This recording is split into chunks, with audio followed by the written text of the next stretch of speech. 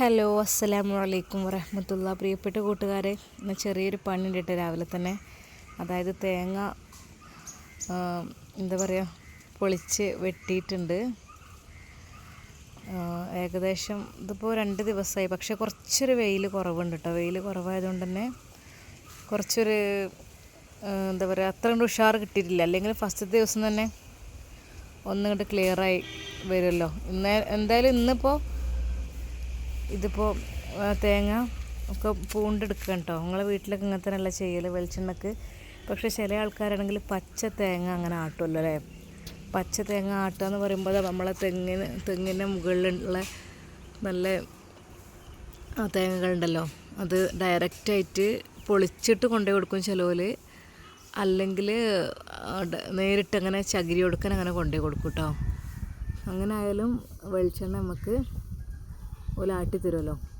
അപ്പോൾ പക്ഷേ അതിനുള്ള ഏറ്റവും ലാഭം നമ്മൾ തന്നെ ചെയ്യണം കേട്ടോ. അപ്പോൾ നമ്മളെ ഈ ഒരു തെങ്ങുമ്പോൾ തന്നെ ഏകദേശം നമുക്ക് അത്യാവശ്യം കുഴപ്പമില്ലാത്ത രീതിയിലുള്ള തേങ്ങ ഒരു പ്രാവശ്യം 2 പ്രാവശ്യം ഇപ്പോൾ ഇട്ട് തടഞ്ഞിട്ട് അതിൻ്റെ ബാക്കിയാണ്ടത്.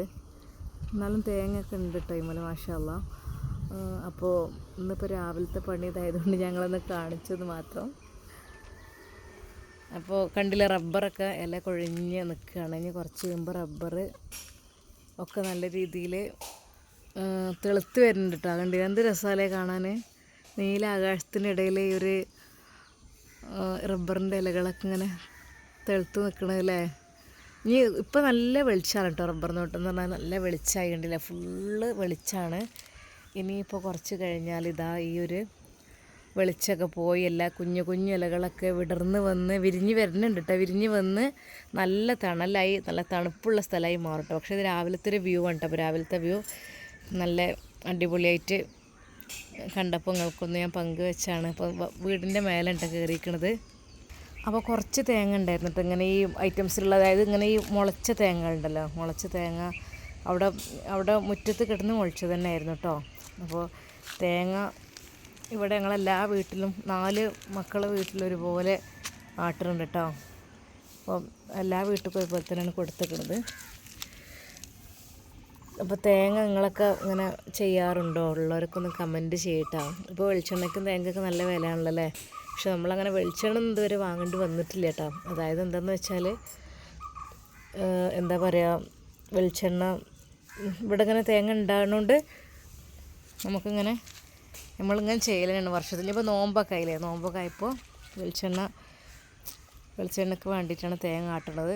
പിന്നെ ഈ കാക്കകളുടെ ശല്യം കുറച്ച് ഉണ്ടായതുകൊണ്ട് ഇങ്ങനെ ഒരു സംഭവം ചെയ്തു വെച്ചിട്ടുണ്ട്. അത് കണ്ടില്ലേ, കണ്ണാടി ഇങ്ങനെ അവിടെ വെച്ചിട്ടുണ്ട്. അതുപോലെ തന്നെ ഇവിടെ ഒരു കണ്ണാടിൻ്റെ കഷ്ണം പൊട്ടിയത് വെച്ചിട്ടുണ്ട്. ഇത് ഇവിടുത്തെ ഒരു പഴയ അലമാരൻ്റെ കണ്ണാടിയാണ് കേട്ടോ. അപ്പോൾ മറ്റേ പഴയ വേറൊരു അലമാരൻ്റെ കണ്ണാടി പൊട്ടിയതാണ് കേട്ടോ വെച്ചത്. ഇത് കുഴപ്പമില്ല, ഇത് നമുക്ക് വെക്കാനുള്ളത് തന്നെയാണ്. ഇതുണ്ടായാലും ഏകദേശം കാക്കകൾക്കൊന്നും വല്ലാതെ അങ്ങോട്ട് വരില്ല. മറ്റേ കൊത്തി കൊണ്ടുപോകുമായിരുന്നു കേട്ടോ. ഈ കാക്കകളൊക്കെ ഓടിക്കാൻ, കിളികളെയും പക്ഷികളൊക്കെ ഓടിക്കാനുള്ള വല്ല സൂത്രങ്ങളുണ്ടോ നിങ്ങളെടുത്ത് ഒന്ന് കമൻറ്റ് ചെയ്യട്ടോ. ഇവിടെ അങ്ങനെ കണ്ണാടിൻ്റെ പൊട്ടാണ് വെച്ചിട്ടുള്ളത്. അപ്പോൾ എന്തൊക്കെ രാവിലെ തന്നെ ചായയൊക്കെ കുടിച്ചോ? ഞാൻ ഇങ്ങനൊരു വീഡിയോ ആയിട്ട് നിങ്ങളുടെ അടുത്തൊക്കെ വെറുതെ എല്ലാവർക്കും സുഖമല്ലേ. ഏതായാലും ഇവിടെ കയറിയപ്പോൾ വന്നതാണ് കേട്ടോ. ഒന്ന് വെറുതെ ഒന്ന് പങ്കുവെക്കാൻ വിചാരിച്ചിട്ട് വന്നതാണ്.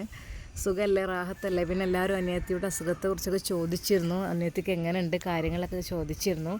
അപ്പോൾ എൻ്റെ പ്രിയപ്പെട്ട എല്ലാ കൂട്ടുകാരോടും പറയാനുള്ളത്, അൽഹംദുലില്ലാ ഇപ്പോൾ കുറവുണ്ട് തന്നെ പറയാം. എന്നാലും MRI സ്കാനിങ്ങും ഒക്കെ എടുത്തപ്പോൾ അതിലൊന്നും കുഴപ്പമൊന്നും കാണില്ല കേട്ടോ. എന്താ സംഭവം അറിയില്ല. നമുക്ക് ഒരു ടെൻഷനാണല്ലോ അങ്ങനെ ആകുമ്പോൾ. എന്തൊക്കെ തന്നെ അൽഹംദുലില്ലാ 2-3 ദിവസം 4 ദിവസമൊക്കെ തന്നെ ഹോസ്പിറ്റലിൽ കിടന്ന് ഡിസ്ചാർജായി വന്നിട്ടുണ്ട്. അപ്പോൾ രാവിലെ ചായ ഒന്നും കുടിച്ചിട്ടില്ല കേട്ടോ. രാവിലെ ചായ കുടിക്കാതെ നേരിട്ട് അങ്ങോട്ട് കയറിപ്പോയതാണ്. അപ്പോൾ നമ്മുടെ കിച്ചണിൻ്റെ രാവിലത്തെ ഒരു രൂപം എന്ന് പറഞ്ഞാൽ എങ്ങനെയാണ് കേട്ടോ. എല്ലാവർക്കും അറിയായിരിക്കും, ഇതായിരിക്കും ഒരുവിടെ വീട്ടിലേക്ക് അവസ്ഥ. പക്ഷേ ഞാൻ അതൊന്നും ക്ലീൻ ചെയ്ത് വെച്ചിട്ടില്ല കേട്ടോ. ഇങ്ങനത്തെ ഒരു അവസ്ഥ എന്ന് വെച്ചാൽ മക്കൾക്ക് സ്കൂളിലേക്ക് കൊണ്ടുപോകാനുള്ള ഫുഡ്, സഫമോൾക്ക് ഫുഡ് കാര്യങ്ങളെല്ലാം ഉണ്ടാക്കി. പിന്നെ കുറച്ച് ദോശ അവിടെ ചുട്ടിച്ചിട്ടുണ്ട്, അതൊന്നും തിന്നിട്ടില്ല. അതുപോലെ തന്നെ ഇതാ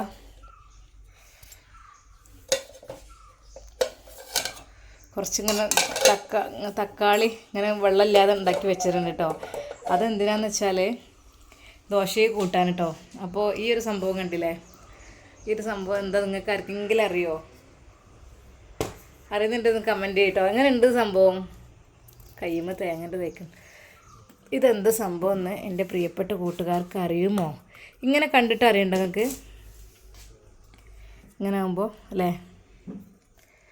ഇത് ശരിക്കും പറഞ്ഞാൽ നല്ല ഭംഗിയുണ്ട് കേട്ടോ. ഈ ഒരു ചെടി എന്ന് വെച്ചാൽ എനിക്ക് ഭയങ്കര ഇഷ്ടപ്പെട്ടിട്ടാണ് ഞാൻ അതിങ്ങനെ ചെയ്തത്. ഇത് സംഭവം എന്താണെന്ന് വെച്ചാൽ കണ്ടാൽ ഒരു പ്ലാന്റ് പോലൊക്കെ തോന്നും, വെള്ളയായി പോകുന്ന പ്ലാന്റ്. പക്ഷേ നമുക്ക് ഇതിനെക്കുറിച്ച് പറയുകയാണെങ്കിൽ ഇതാണ് കേട്ടോ സംഭവം. സ്വീറ്റ് പൊട്ടാറ്റോ അല്ലേ, നമ്മൾ എന്താ ചക്കരക്കിഴങ്ങ് വെള്ളത്തിലിട്ട് വെച്ച് ഉണ്ടായതാണ് കേട്ടോ. അപ്പോൾ അതിവിടെ എനിക്ക് ഭയങ്കര ഇഷ്ടമാണ് പ്ലാന്റ്സും കാര്യങ്ങളൊക്കെ. അപ്പോൾ ഈ കിച്ചണിൽ ഞാൻ എൻ്റെ ഫുഡൊക്കെ ഉണ്ടാക്കുന്ന ഒരു ഏരിയൻ്റെ ഈ ഒരു ഭാഗത്തായിട്ട് ഇത് വെച്ചതാണ്, കണ്ടില്ലേ. അത് പിന്നെ പ്ലാസ്റ്റിക്കാണ്, അത് ഒറിജിനലാണ് കേട്ടോ, അതും ഒറിജിനലാണ്. പിന്നെ ഇവിടെ ഒരു ചെടി ഉണ്ടായിരുന്നു, അത് പോയതാണ് കേട്ടോ. ഇത് നമ്മളെ സബ്സ്ക്രൈബർ നമ്മളെ സെബീനത്ത് ഗൾഫിൽ നിന്ന് കൊടുത്തയച്ച ഒരു ചട്ടിയായിരുന്നു, മുകളിലത്തെ കാവയെ കൊടുക്കണേ അന്ന് കാണിച്ചിരുന്നല്ലോ. അപ്പോൾ നമ്മളെ കിച്ചണിൻ്റെ രൂപമൊക്കെ ആകെപ്പാടെ ഇങ്ങനെ നിൽക്കേണ്ടതാ. കുറച്ച് പയർ അരിഞ്ഞ് വെച്ചിട്ടുണ്ട്.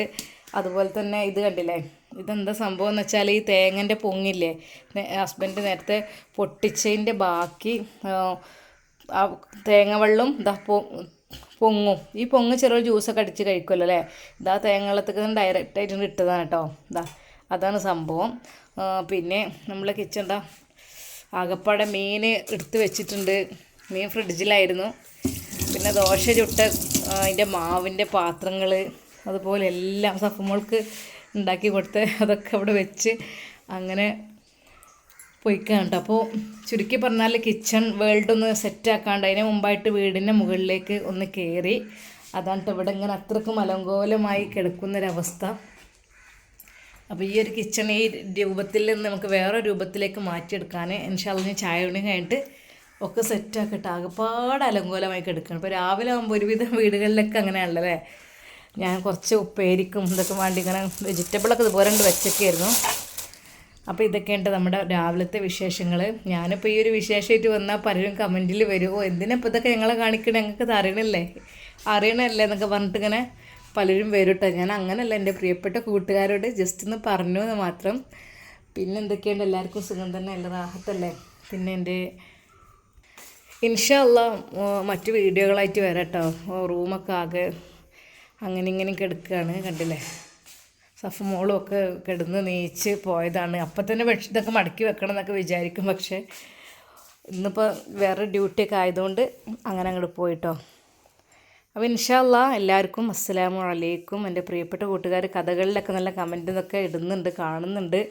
പലരും പല അഭിപ്രായങ്ങളും പറയുന്നുണ്ട്. നിങ്ങളുടെ അഭിപ്രായങ്ങളൊക്കെ രേഖപ്പെടുത്തുക കേട്ടോ ഇൻഷാ അല്ലാഹ്. അപ്പോൾ എല്ലാവർക്കും ഒരിക്കൽ കൂടി അസ്സലാമു അലൈക്കും വറഹ്മത്തുള്ളാഹി. നല്ലൊരു ദിവസം ആശംസിക്കുന്നു.